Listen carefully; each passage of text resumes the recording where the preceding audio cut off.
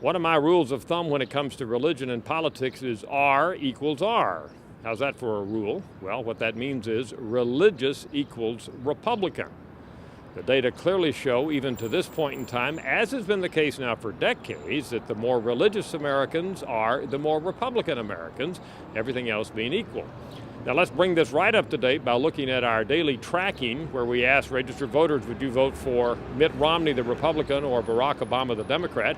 We're looking at our latest 5-day average, April 19th through the 23rd here, and look at the difference we can find just by segmenting Americans into those who are very religious, moderately religious, and non-religious. Among the very religious, a little over 40% of registered voters, 54 to 37, the vote goes to Mitt Romney. But among the other two groups, which together constitute well over half, Obama leads, 54 to 40 among moderately religious Americans. And among non-religious Americans, look at those numbers, 61 to 30, Obama leads. And again, non-religious Americans are those that we define as those who do not attend religious services and those who say that religion is not important in their daily lives. So religiousness makes a huge difference in one's choice for president, as we would predict going back to my R equals R rule.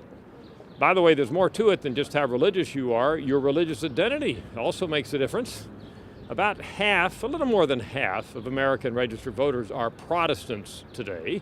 And when we look at that group, we find that actually Romney has a slight edge. Again, this is for April 19th through 23rd, 48 to 43.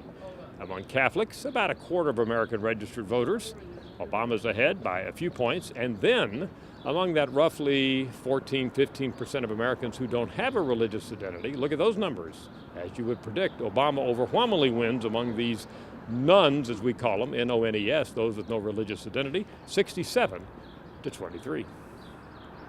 I'm Dr. Frank Newport, Gallup Editor-in-Chief.